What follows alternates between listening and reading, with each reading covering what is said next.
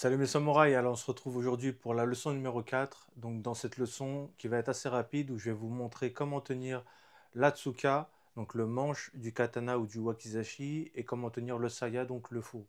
Donc voilà, c'est parti mes samouraïs. Alors tout d'abord, on va commencer par le saya, donc le fourreau. Alors comment tenir le fourreau? Alors tout d'abord, si vous êtes bien sûr, si vous êtes gaucher ou droitier, ça va changer forcément.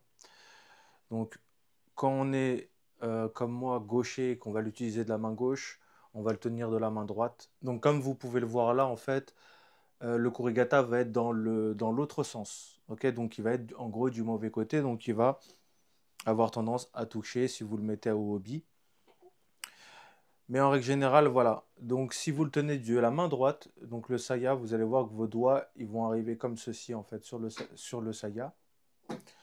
Donc moi, en règle générale, je vais le tenir quand même assez près du koeguchi, donc de l'ouverture en fait du saya, là où on rentre la lame, pour plusieurs raisons que je vous expliquerai un peu plus tard. Donc voilà. En règle générale, on va avoir quand même les doigts, le pouce et l'index très près de la sortie. Ok. Donc voilà. En règle générale, on peut mettre donc si vous êtes gaucher bien sûr, donc vous allez avoir les doigts comme ceci. Donc après, en fonction aussi si vous avez des grandes mains ou des petites mains, votre position va légèrement changer forcément. Mais moi, en règle générale, je vais avoir tendance à bloquer avec un de mes doigts au niveau du korigata pour pas glisser. Vous voyez, parce que si on ne tient pas le korigata, bah, on n'a pas une bonne prise en main vu que en règle générale, les sayas sont laqués, donc ils ont tendance quand même à glisser. Et si vous avez un petit peu les mains moites ou un peu humides, vous allez forcément glisser très très vite sur le saya. Donc voilà, avoir au moins le petit doigt ici en sécurité qui va bloquer en fait, comme ceci. Si vous l'utilisez de la main droite, donc si vous utilisez le katana ou le wakizashi de la main droite, vous allez tenir votre saya de la main gauche. Et donc là, dans ce sens-là, comme vous pouvez le voir là, le korigata est au niveau de la paume de la main presque. Vous voyez, comme ceci. Donc vous allez le tenir en fait comme ceci. Donc comme vous pouvez voir là, le korigata est au niveau, il va être ici en règle générale. Ok. Et donc forcément, le saya, on le tient toujours vers le haut. Ok, le tranchant vers le haut. Ok, jamais comme ceci. Ça sera plus tard, quand vous serez plus expérimenté. Mais pour le moment, traditionnellement, les katanas, les wakizashi, on les tient vers le haut, donc le tranchant vers le haut. Jamais le tranchant vers le bas. Ok.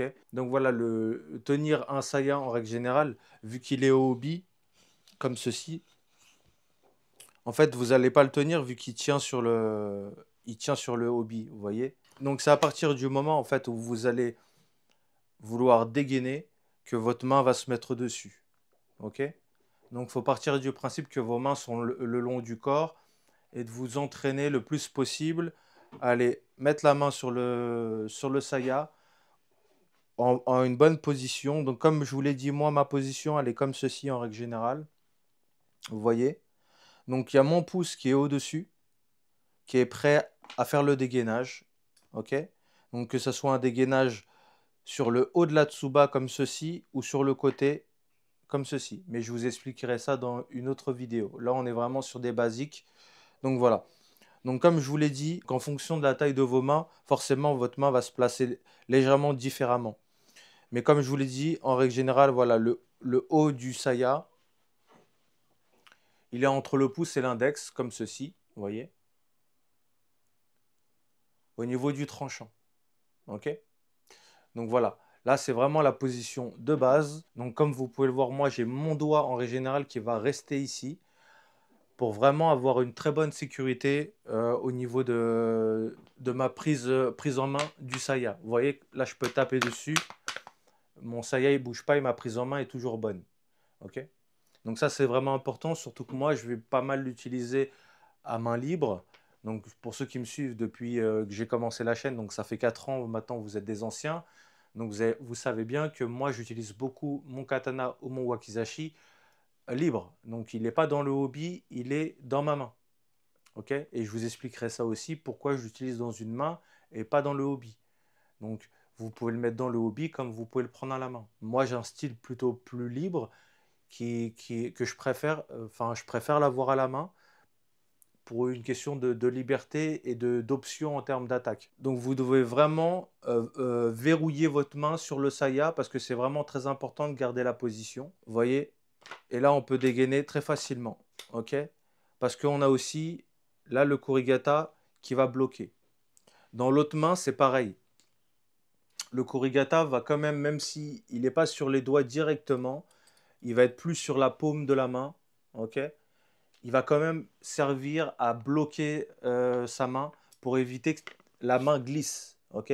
Donc vraiment avoir une bonne appréhension du saya pour avoir un bon dégainage le plus efficace et le plus fluide possible. Donc c'est assez simple en règle générale. Après, il y a pas mal d'entraînement à faire quand vous allez l'avoir au hobby. Et vraiment, comme je vous l'ai dit, avoir les mains le long du corps comme ceci et avoir des positions de main quand même pas forcément droites comme ceci, mais avoir les mains plutôt comme ceci. Parce qu'en fait, là, si vous avez les mains droites, vous devez faire comme ça, en fait. Alors que là, comme ça, vous avez déjà la position pour aller mettre votre main sur le saya. Vous voyez, c'est beaucoup plus rapide. Vous voyez, ça va beaucoup plus vite que de l'avoir comme ça. Donc, ça va mettre plus de temps, en fait, à arriver directement sur le saya. Donc, avoir des positions de main beaucoup plus fermées, presque en position directement de tenir le saya pour gagner du temps en termes de rapidité. Donc comme ceci, hop, vous voyez, on veut directement avoir la position des mains qui va être le plus efficace possible. Donc pour gagner que quelques secondes, quelques millièmes de seconde, pour être le plus rapide possible. Donc vous devez vous entraîner déjà à avoir cet automatisme déjà sur le saya. Ok? Premièrement, sur le saya, donc vraiment, allez vous entraîner, allez mettre votre main, d'aller venir et toujours aller chercher à aller bloquer avec le kurigata. Ok? Donc ici, le kurigata, comme vous pouvez le voir là, c'est un anneau. Donc c'est comme ceci. Et comme vous pouvez le voir là, il y a un trou. Donc c'est fait pour passer la sageo. Bon, pour ceux qui connaissent, la sageo, c'est souvent enroulé autour, c'est noué avec un nœud, etc. Ça sert principalement pour sécuriser avec le hobby. Moi, je ne l'utilise pas. Mais pour ceux qui ont envie de l'utiliser, pour vraiment sécuriser le saya dans le hobby, pour éviter qu'il tombe, ce genre de choses. Ok? Donc pour éviter qu'on le perde ou qu'il glisse, etc. Donc vu comme je vous l'ai dit dans mes vidéos précédentes, il n'y a pas beaucoup de personnes qui l'utilisent de la main gauche. Donc en règle générale, on va travailler avec sa main droite. Ok? Donc forcément, là, dans ce cas de figure, vous allez avoir des positions comme ceci. Ok? Donc au final, ça change pas énormément, c'est juste le kurogata qui va pas être du même côté. Ok? Donc voilà, moi je l'utilise de ce côté-là, donc ne le prenez pas comme exemple, vu que la plupart d'entre vous allez travailler de la main droite. Donc comme je vous l'ai dit, de la main droite, vraiment, c'est pareil, hein, dans le sens où là, le kurigata va être, en règle générale, par ici, ok? Sur la paume de la main, ok? Donc voilà, comme ceci, et là on peut aller dégainer et il n'y a pas de problème. Et on a une très bonne appréhension du saya qui ne va pas glisser ni vers le haut ni vers le bas. Donc notre main va vraiment rester à la bonne position pour après, quand on a dégainé, on a coupé, après on revient et et notre main va légèrement revenir au-dessus pour après rengainer. Mais ça, je vous le montrerai plus tard dans la prochaine leçon. Donc voilà, le saya, pensez beaucoup à vous entraîner sur la position de votre main. Évitez d'avoir directement la main sur le saya. Par exemple, si vous l'avez au hobby, comme ceci, évitez d'avoir cet automatisme de tout le temps laisser votre main dessus. Ok? Au départ, vous allez le faire pour avoir des bons automatismes et tout. Et plus tard, pensez à avoir la main le long du corps, légèrement pliée comme ceci pour être le plus près du saya. Vous voyez? Donc voilà, on évite d'avoir les mains ici trop basses et vraiment essayer d'avoir les mains donc comme ceci, légèrement beaucoup plus près, légèrement pliées en fait, comme ceci, pour arriver directement, vous voyez, au saya. Donc voilà, pensez vraiment à vous entraîner, à votre positionnement sur le saya. Ok. Donc voilà, toujours aller penser vraiment à avoir les bons automatismes, donc avoir un bon placement de main. Donc vraiment, on doit avoir la main quand même assez proche pour avoir le pouce vraiment prêt à déclencher l'attaque. Donc le pouce, généralement, on va le mettre comme ceci, ou soit il va glisser vers le haut comme ceci, voyez, ou soit il peut aller un peu plus bas. Je vous expliquerai aussi ça dans la prochaine leçon. On va vraiment rentrer dans les petits détails, etc. Ça va être une vidéo assez longue. Alors maintenant, on va parler de comment on tient un katana ou un wakizashi. C'est la même chose. Il y a plusieurs façons de tenir une tsuka, donc le manche d'un katana. Donc comment tenir le manche d'un katana ou d'un wakizashi. Alors vous allez mettre votre main comme ceci. Ok. Et là, vous allez mettre votre manche comme ceci. Ok. Je ne sais pas si vous voyez bien comme ça peut-être. Donc vous ne devez pas coller comme ceci. Ça, c'est à éviter parce que vous allez vous faire mal. En fait, votre main elle va frotter contre la tsuba. Les premières fois, ça va pas faire mal. Mais au bout d'un moment, ça va vous irriter la peau, voire ça va vous déchirer la peau, surtout en yaï-jutsu, parce qu'on cherche vraiment la rapidité. Et à force de taper et de frotter quand on va couper, ça va vous faire mal. Ok. Donc la main comme ceci, et vous allez mettre votre tsuka, donc le dos de la tsuka, comme ceci. Ok. Et là, vous allez fermer votre pouce et vous allez fermer votre main comme ceci. Ok. Donc avec l'index au-dessus. Ok. Vous voyez. Donc si l'index est légèrement au-dessus comme ceci, c'est pas très grave. Ok. S'il colle la tsuba, c'est pas très grave. Mais comme je vous l'ai dit, à chaque fois, ça risque de vous frotter et de vous faire mal. Donc vraiment, le but, c'est vraiment de mettre sa main, on va dire, au niveau du fushi. Donc l'index au niveau du fushi. Donc le fushi, c'est ça. Ok. Donc voilà. Être au niveau du fushi, ça va, c'est bon. Au-dessus, c'est bon aussi parce qu'au final, comme je vous l'ai dit, en Yaijutsu, on ne va pas chercher forcément la technique du placement, on cherche l'efficacité. Donc même si au final, vous allez vous égratigner un petit peu sur votre main sur la garde, bah, c'est pas grave du moment que vous avez réussi votre coupe. Ok. Donc dans les premiers temps, ne cherchez pas forcément le placement super technique, super précis, c'est pas très grave. L'important, c'est d'aller réussir votre mouvement qui soit le plus efficace et le plus fluide possible. Donc voilà. Mais dans l'idéal, vraiment, c'est comme ceci que vous devez tenir. Ok.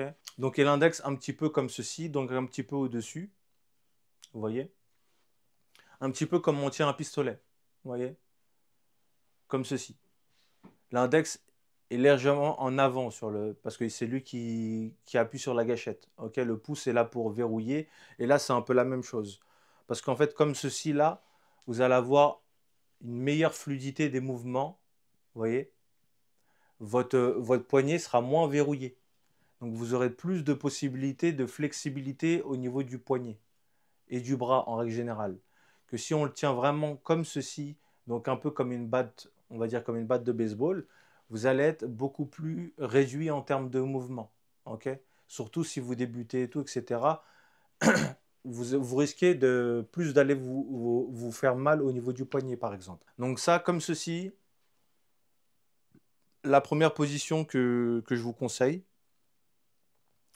qui va être plus difficile au départ d'appréhender parce qu'on n'a pas l'habitude et en règle générale, on va plus tenir comme ceci.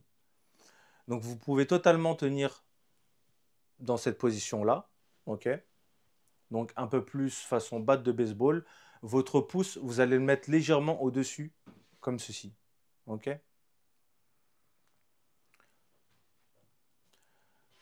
Donc comme je vous l'ai dit au Yaijutsu, au final, l'important, c'est pas la technique, ça va être l'efficacité.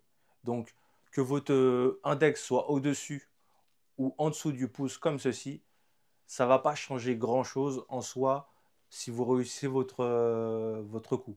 Ok? Ça va être plus une question là d'avoir un bon mouvement, être le plus confortable dans sa tenue, dans sa prise en main en fait. Ok? Comme ça, vous allez être plus confortable parce que ça, vous risquez de moins vous faire mal et de vous blesser. Donc pour ceux qui s'entraînent souvent, ceux qui coupent souvent, ça va être mieux d'avoir l'index légèrement en dessous, comme ceci. Comme je vous l'ai dit, si l'index touche là-dessous bas, c'est pas grave. Mais l'important, c'est vraiment d'avoir ce positionnement et surtout d'avoir cet espace ici, donc entre le pouce et l'index. Comme vous pouvez le voir là, je laisse un espace. Je ne vais pas coller ma main comme ceci. Ok? Ça, c'est le plus important que vous devez retenir de comment on tient le manche d'un katana ou d'un wakizashi. On ne colle pas sa main en dessous la garde. On laisse un espace. Ok? Parce que là, comme ceci, comme vous pouvez le voir, là, si je fais ce mouvement-là, la tsuba ne va pas taper sur ma main. Alors que si je suis comme ça, là, ça va me bloquer directement, ça va me taper sur le pouce. Et ça va vous faire mal et vous n'allez pas pouvoir faire des mouvements beaucoup plus amples. Donc ça va vraiment, vous allez devoir bloquer votre poignet. Alors qu'il ne faut pas bloquer le poignet, il faut vraiment que le poignet accompagne la lame. Vous voyez? Le poignet doit accompagner la lame. Vous voyez? Et si je laisse cet espace, et ben là, vous voyez, je peux avoir vraiment un mouvement le plus ample possible, en fait. Vous voyez? De faire un arc de cercle, alors que si je fais comme ça, et que je serre vraiment si je mets vraiment ma main juste en dessous la tsuba, là, tout de suite, vous voyez, le mouvement, il va être moins ample, il va être moins fluide, parce que vous allez vous taper la main, et au bout d'un moment, ça va vous laisser des marques, et ça va vous faire mal. Et vous allez devoir arrêter parce que vous allez vous blesser. Ok? Ça va vous déchirer la peau. Parce que en règle générale, après ça dépend du style de Tsuba, mais souvent en règle générale, en dessous, même si ça va pas vous blesser tout de suite en faisant ça, mais à force de frotter, à force de taper, etc., vous risquez de vous blesser et d'avoir des cicatrices. Comme moi au début, mon placement n'était pas bon et au bout d'un moment, en fait, ici, je me suis ouvert et vu que je m'entraînais souvent, bah, ça s'ouvrait souvent et du coup j'avais des gènes donc je devais mettre des pansements, etc. Des bandages. Donc vraiment pensez à avoir cette position de main. Donc pour moi c'est la meilleure parce que celle-là en fait, en règle générale, on est moins fluide, on va avoir moins de maniabilité et en plus, vu que les pouces est au-dessus, la main en règle générale elle va remonter comme ceci. Et du coup, comme je vous l'ai dit, là, en fait, vous voyez, ça va taper. Ok? Donc, c'est pas une très bonne position, on va dire, en termes techniques pour ceux qui font du Yaido, par exemple. Mais dans le Yaidutsu, on va être moins dans ça. Donc voilà. Bien sûr, la position des mains est importante.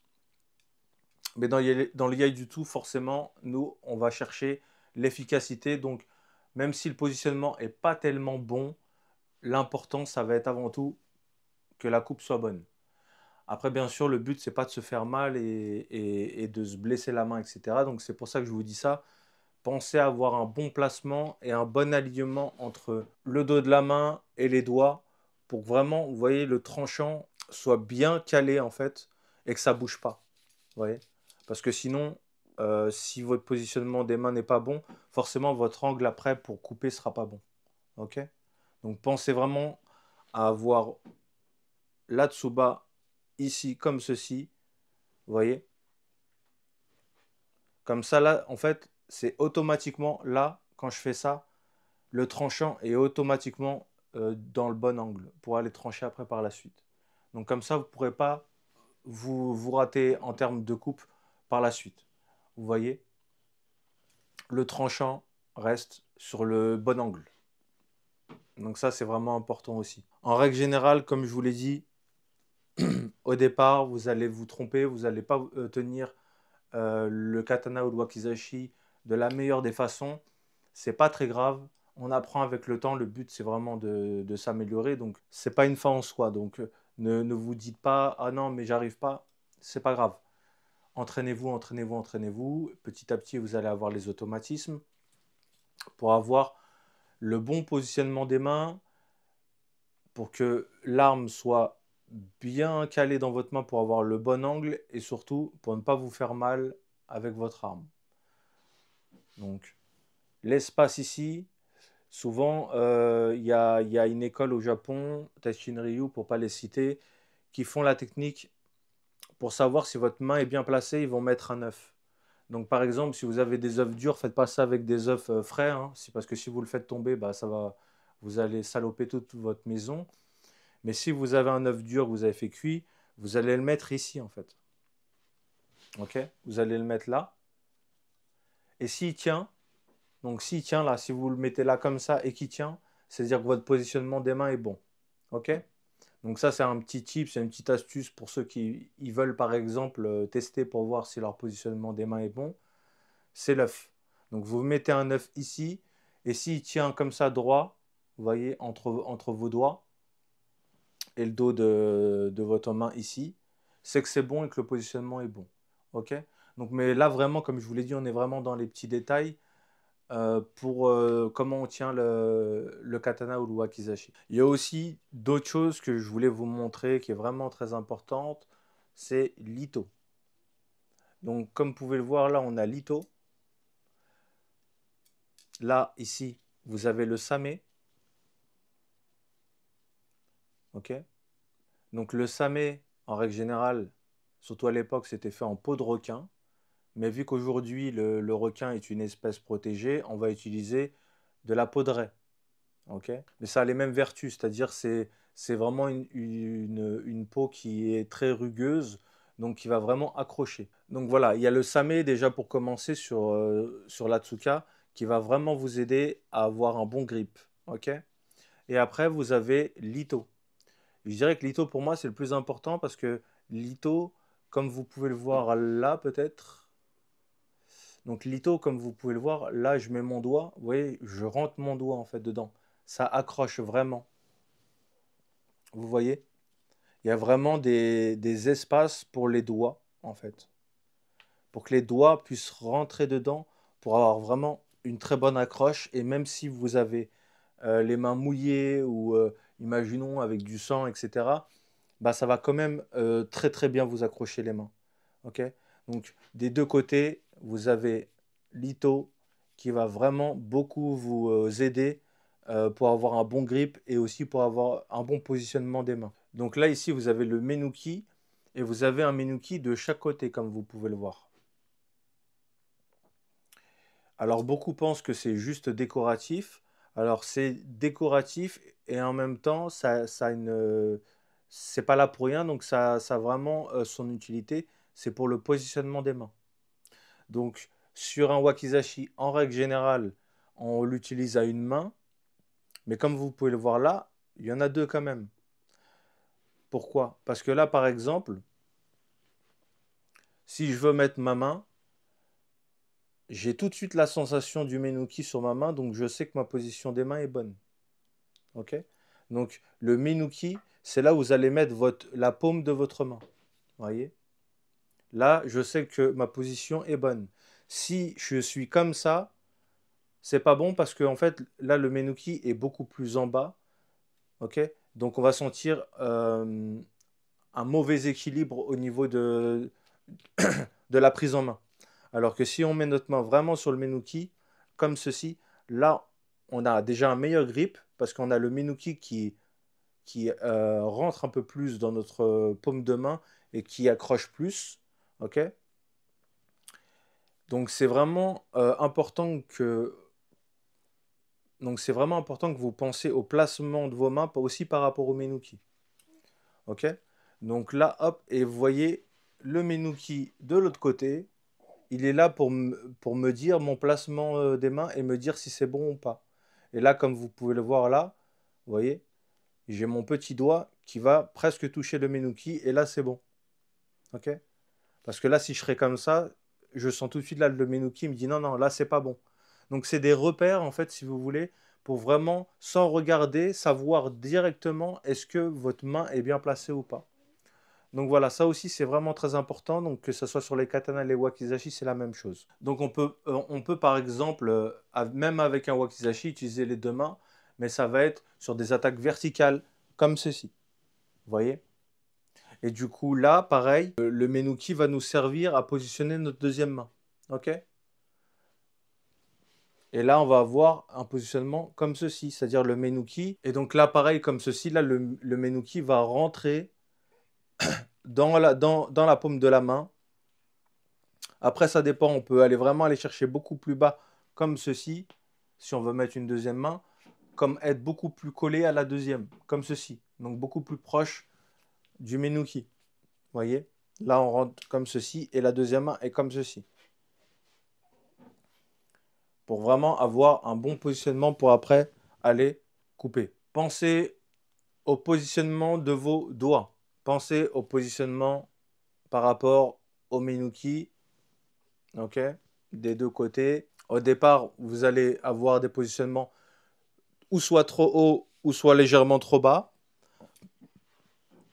Parce qu'au Yaijutsu, on ne va pas aller forcément aller avoir la main directement dessus. Ok, on va avoir forcément des fois la main comme ceci et on va aller trancher.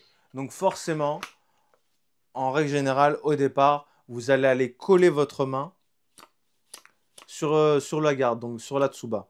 Parce qu'en fait, ça va vous servir en fait de repère pour aller après dégainer. Ok? Mais plus vous allez vous entraîner, plus en fait vous allez chercher l'index. Et c'est l'index qui va vous donner le repère. Mais ça, dans la deuxième vidéo, je vais vous montrer. Donc voilà, très rapidement, c'est ce que je voulais vous montrer pour avoir vraiment les bases. C'est-à-dire comment on tient un saya et comment on tient l'atsuka, donc le manche. Donc vraiment, ça, c'est des exercices que vous devez vous entraîner à faire assez souvent pour avoir les bons automatismes pour après passer aux leçons suivantes que je vais vous donner, où là, on va vraiment rentrer dans des détails et il faut vraiment que là, ces automatismes, vous les ayez pour être vraiment le plus efficace possible et pour avancer dans la pratique. Donc voilà, je vous invite, si vous avez des yaito chez vous, donc comme ceci, qui ne tranchent pas, hein, d'aller vous entraîner, par exemple en regardant ma vidéo, sur le positionnement des mains et d'aller vous entraîner juste à poser vos mains dessus. Ok? Vous laissez par exemple votre main si vous l'avez dans la main, si vous l'avez dans le hobby comme ceci, vous vous entraînez à mettre votre main, ok, sur le saya, prêt à dégainer. Ok, donc le pouce soit au-dessus ou soit sur le côté comme ceci. Ok? Donc voilà. Et pareil pour les mains. Donc pour la main qui va aller dégainer, donc en règle générale, vous allez le faire de la main droite. Donc vraiment, allez vous entraîner tout le temps à avoir le bon positionnement pour aller après dégainer. Ok? Vous vous entraînez. Et donc et donc dans la leçon numéro 5, vraiment là, ça va être une leçon assez longue où je vais vraiment rentrer dans tous les petits détails pour bien dégainer. Donc ça va être complémentaire à cette vidéo sur le positionnement des mains, mais surtout pour comment bien dégainer. Voilà mes samouraïs, j'espère que cette leçon numéro 4 vous a plu. Si vous avez aimé cette vidéo, bien sûr, pensez à mettre un petit like, ça fera plaisir, un commentaire. Et donc si vraiment vous voulez soutenir la chaîne, surtout pensez à vous abonner, ça nous sera d'une grande aide. Donc voilà, je vous remercie beaucoup et pour nous, on se dit à très vite mes samouraïs.